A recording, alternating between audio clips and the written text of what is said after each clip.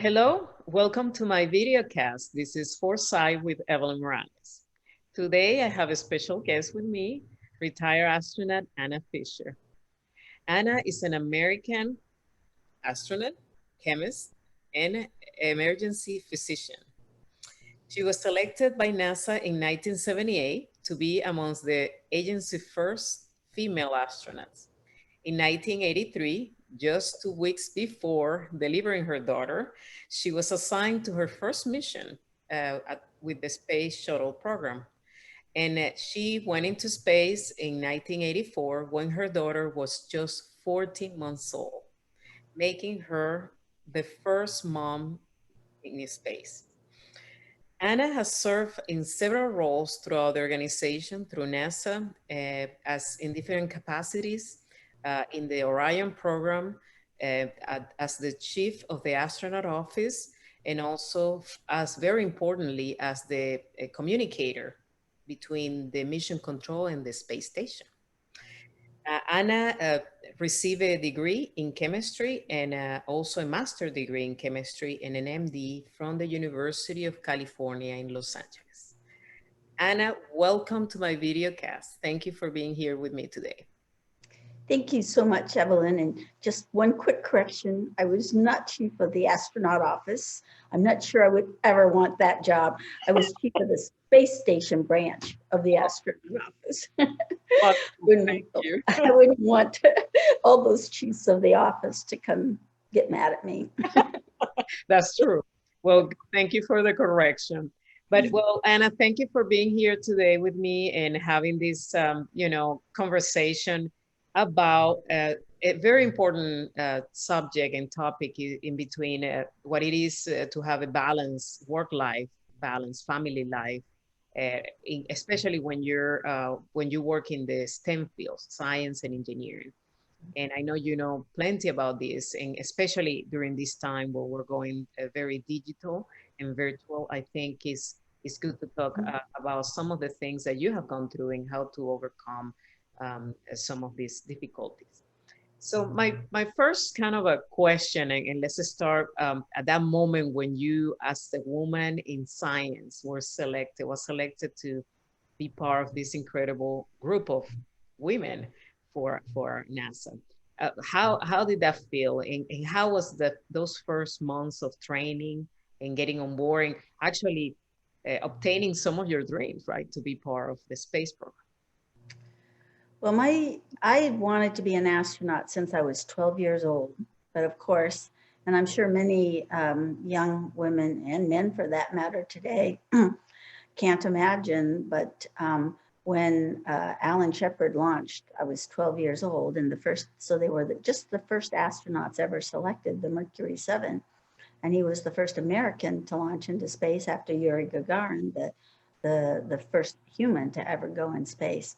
And I listened to him, and I decided at that moment that that's what I wanted to do someday. But of course, it didn't seem like a very realistic goal because, women just were not allowed to say, join the military and fly fighter jets and go to test pilot school. And I didn't really have any experience that would lend me to think I could do that.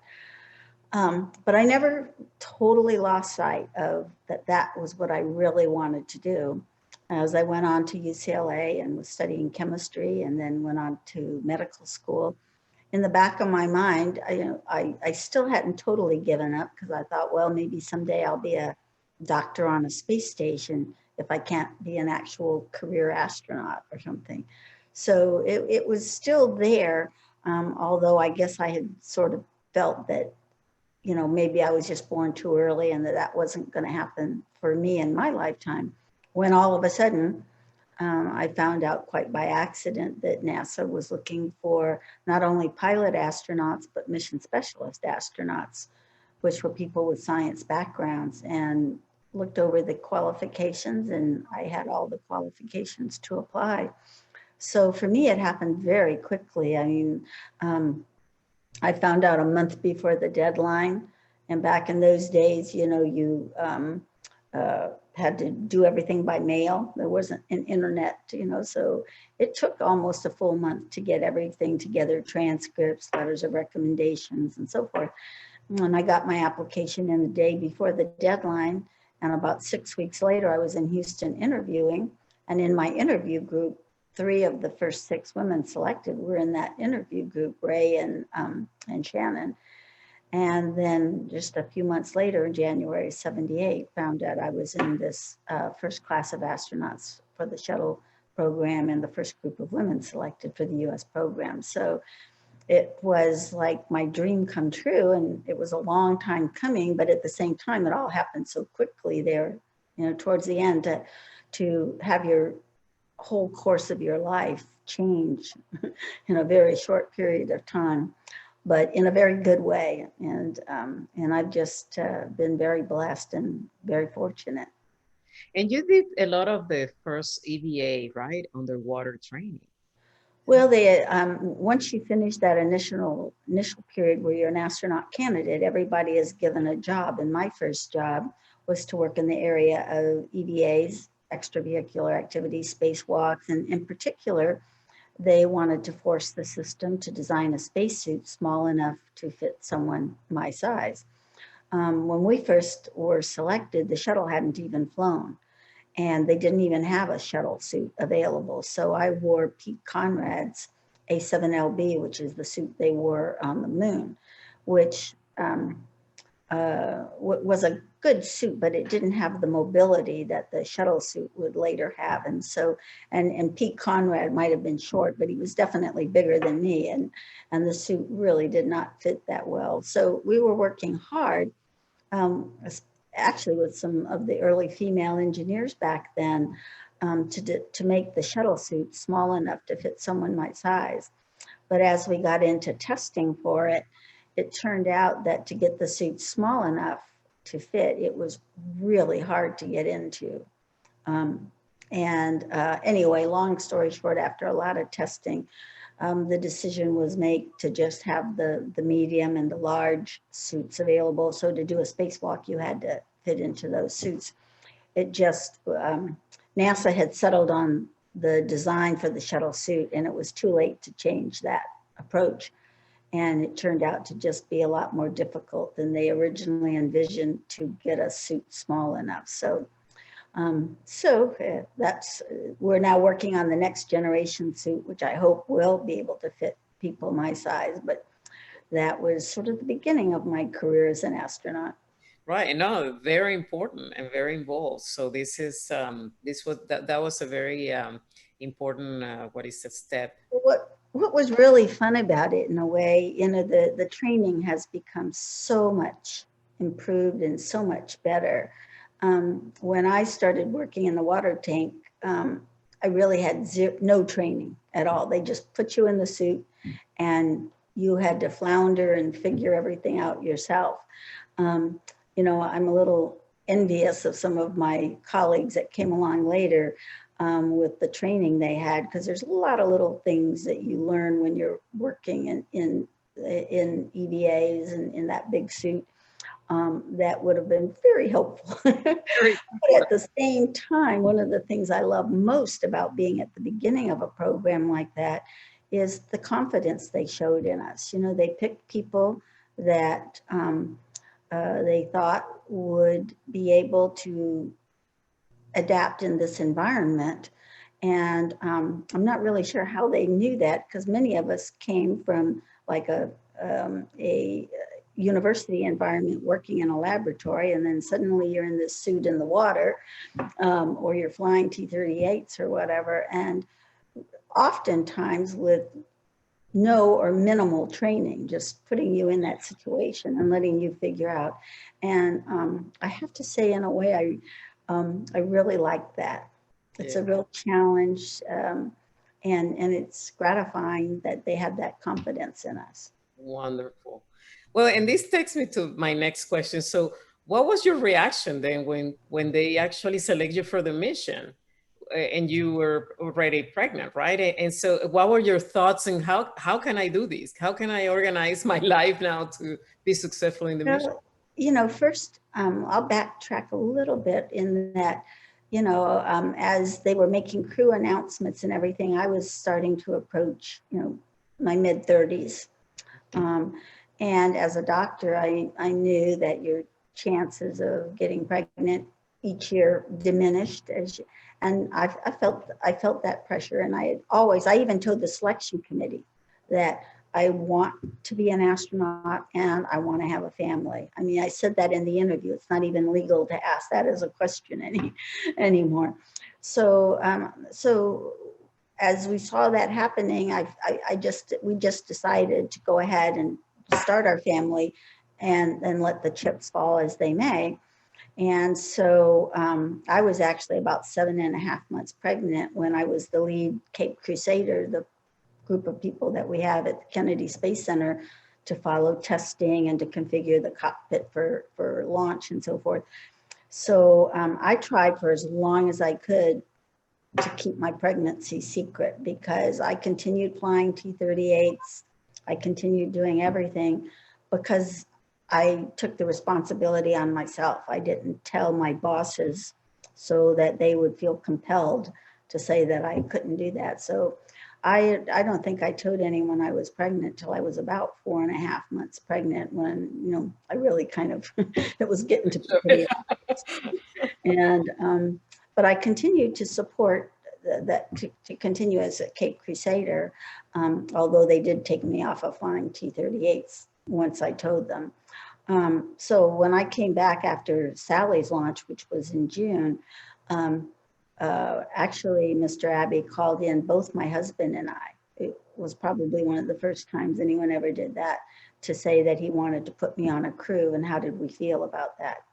And, I didn't hesitate a second. It's just like, whatever you want, I want to fly. And so it just worked out that my crew was announced about 2 weeks before I delivered Kristen. I delivered her on a Friday, and I was back at work on Monday at the pilots meeting at 8 a.m. Not because I was trying to be some sort of superwoman or something like that, but it's like, I felt really good and I was really happy. I had a relatively easy pregnancy and a relatively easy delivery. And I was real excited, but I really wanted to make a statement to show up at that meeting with all my male colleagues to say, hey, I may have had a baby, but I'm here and this flight is very important to me as well, and I'm not going anywhere. And so I didn't really get a formal maternity leave, but the first 6 weeks or so of training is a little bit lighter than as the year towards your flight progresses. So my training team was really nice. They would try to put all my training on 1 or 2 days a week, and then I'd have some days off till I was about 5 or 6 weeks, until Kristen was about 5 or 6 weeks old. And then I was back full time. I mean, you just, you don't get ready for a shuttle flight working part-time. So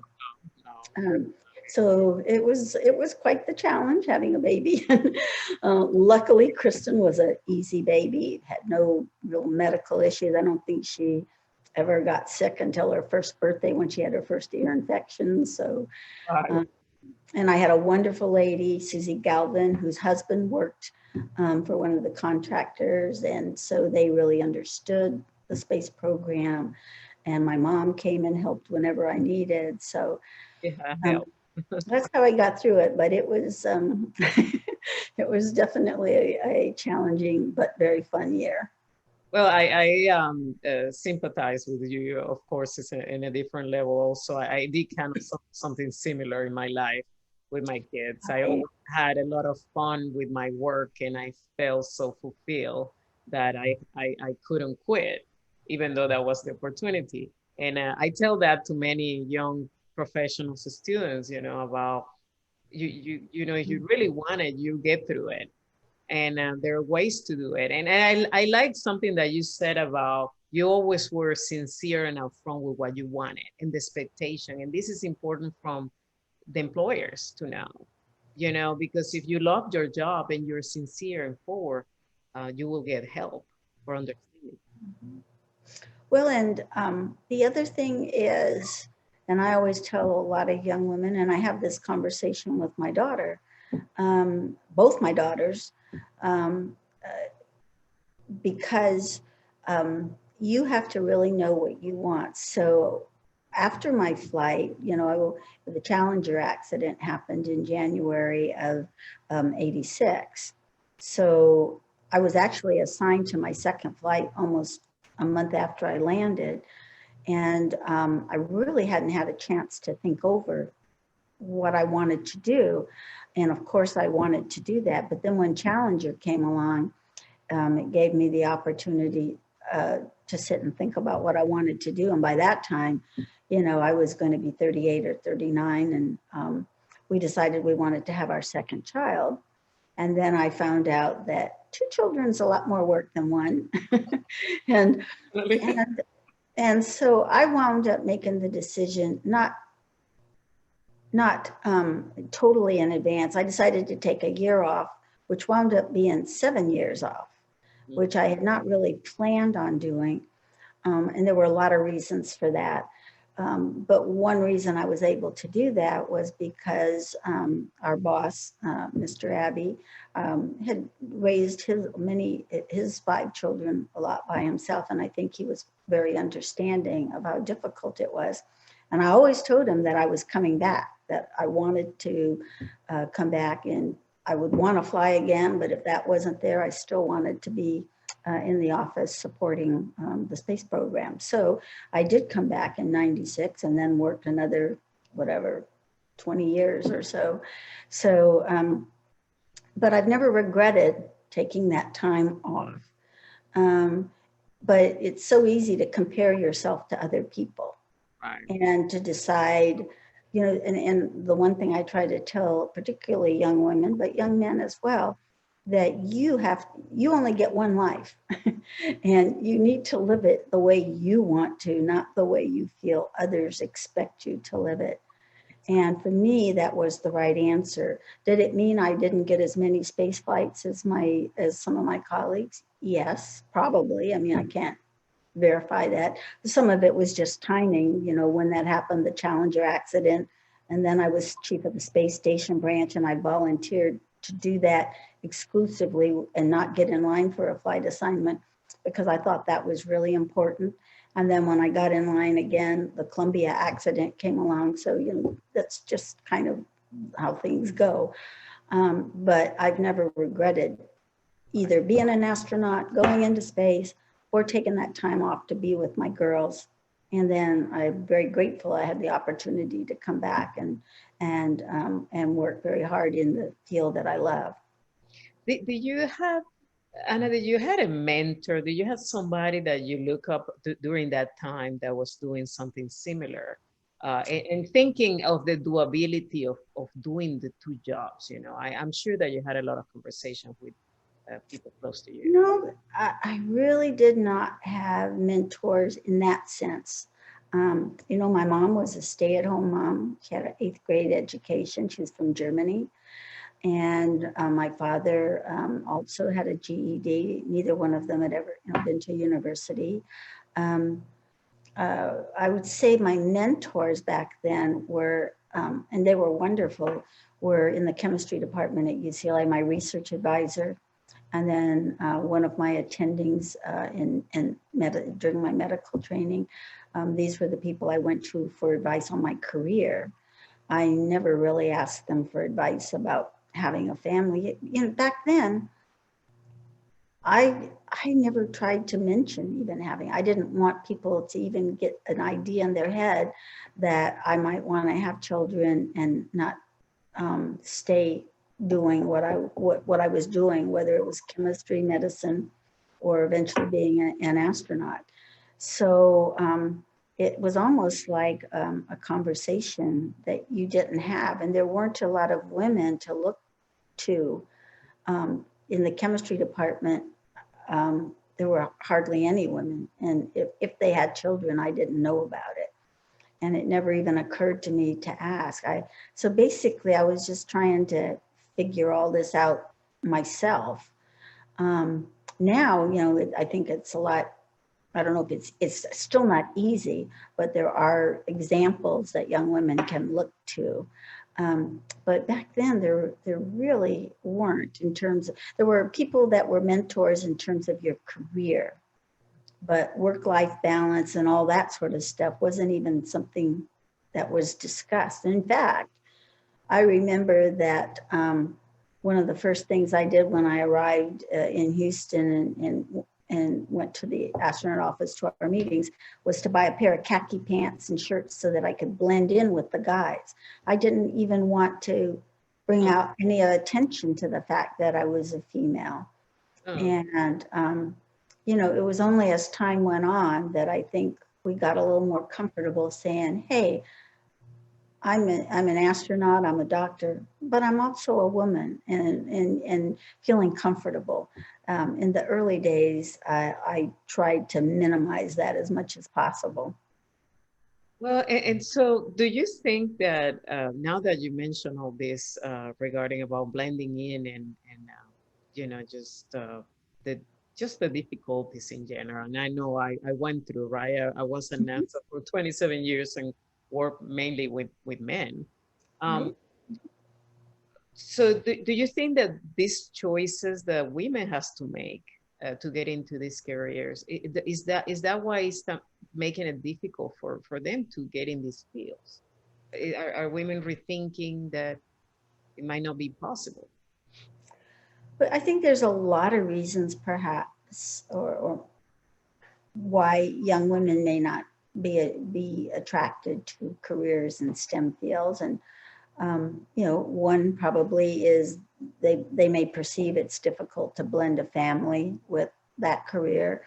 Um, I think maybe a lot of young women I think are attracted to more glamour, what appear to be more glamorous careers, such as being in entertainment industry or so forth, and may perceive, being a chemist, say, or maybe even being a doctor, as not being that glamorous.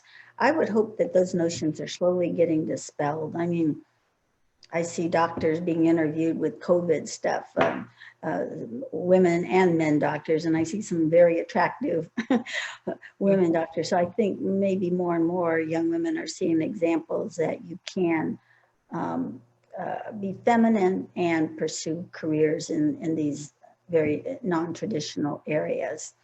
But I certainly think back in the earlier days that that perception was perhaps more correct.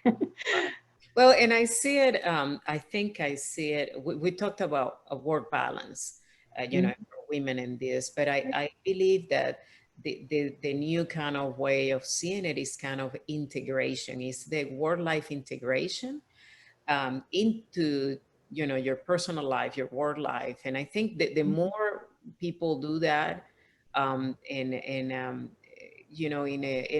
a healthy way, because you have to have your boundaries.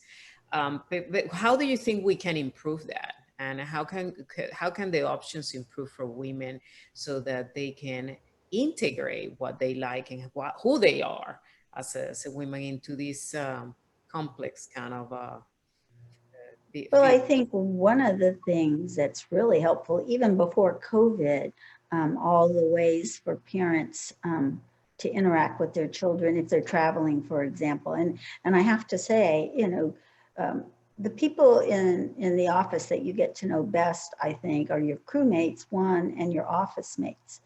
And as we were transitioning from the shuttle to space station, which was very different, it involved travel all around the world. So you're training for 2 to 3 years, and half that time you're in other countries, Russia, Japan, Canada, Europe, and so forth. And then you're gone for 6 months. So the station program is very different. So I saw many of my male colleagues that were selected for the shuttle program make the same decisions that many women make, to say, no, I'm going to leave and I'm going to go get a career in industry or a career at university or whatever. So I don't think it's that unique of a decision um, uh, just for women. I think women perhaps think about it a lot more, but I saw several of my male colleagues make similar decisions because they didn't want to be away from their young children that much that that would entail. But one of the things I have seen, which has made things so much better, because I had a trip to Russia for 10 days early on as chief of the space station branch. And basically, for those 10 days, I was out of pocket because we didn't have FaceTime, Zoom, all the tools that people have I now. know. And so I think that certainly helps trying to do what you're saying, work life integration. Um, you can at least talk with your children. I mean, many of the, I started to say mothers, but also just parents, when they're up on the space station, could read a bedtime story to their child at night several times a week. You know, when I flew, it was totally just professional, the air to ground loops. And, you know, you never had any kind of personal conversation. And now when people would launch on the Soyuz, when they first got up to the station, the first thing they would do is talk to their family back in Mission Control Moscow. So the program has really matured in a way and allowed you to start bringing your private life into your work life, which is really nice. And I think that that is now on steroids with COVID. um, Yeah. yeah, with, you know, and I think there's some, I think people are learning that there's some good aspects that we've learned from this period of time of, you know, being in isolation and so forth. Um, I think maybe as we go forward, we'll learn to balance things. I still, if I were still in the office, I would miss having physical face-to-face interactions. And I always think when you start a new project or a new job, that face-to-face time is very important. But I think you can balance that. I think you could easily say, well, people will come in 3 days a week and have 2 days that they can work from home, or, you know, whatever works for a particular industry. But I'm hoping as we go forward that we'll be able to learn from this experience and come out with some positive ways that we can help men, women and men integrate and balance their lives a little better. And we're certainly getting a lot of practice with Zoom, WebEx, whatever. Well, and yeah, just to conclude our conversation, we're getting to the end, but I think that you said some very important things. That it's not only really all this affects women; it's also men being involved, right? Part of the family, part of being a father too, is extremely important. So, but I'm glad to see also that this availability and this technology, so that we can relate and bring a little bit of both worlds together, you know, to a point. Whatever that point is for everybody is different, but it's. And one thing, you know, my daughter, my oldest daughter, and I had many conversations about this. My youngest daughter is just now pregnant, one of the positive benefits of COVID, and she's due next March. Um, but Kristen's job, being that she's a correspondent, she does a lot of traveling with President Trump and everything, and she came to me for advice as, you know, what to do, and said she has a better understanding now of how hard it must have been for me to leave her when she was that young. And I said, okay, couple things, sweetie. One, do you remember when I wasn't there?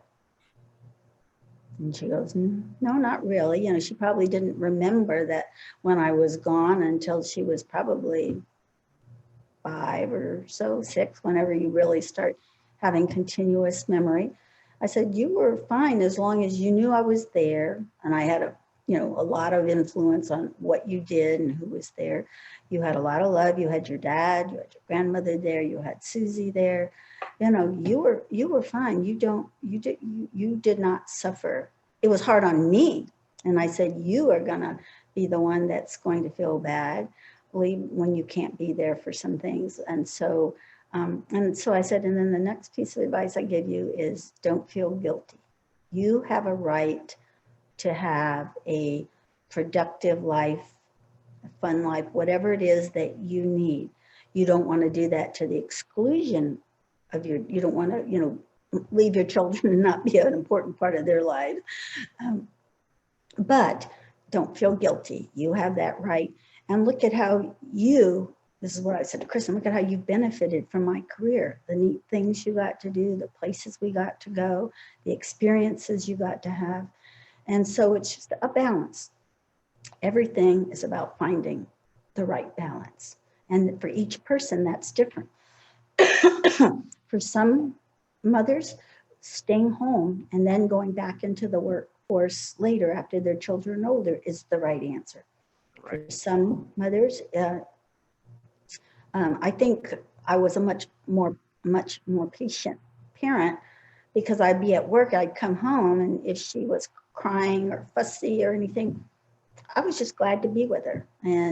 Whereas if I'd been there all day and she was fussing all day, maybe I would have not been as patient or as tolerant. So I think everybody's personality is different. Everybody's needs are different. You just have to find that right balance. And children will do well as long as you love them and are there. You can't not be there.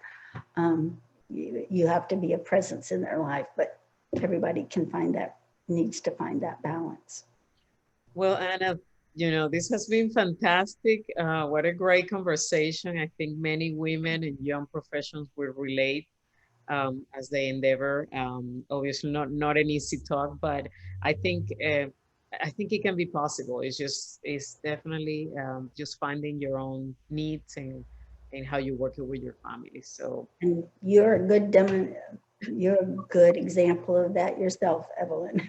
thank You've you. done some pretty amazing work, and Thank you you. came out the same era that I did. So people, your students and people that you're working with are lucky to have you as an example.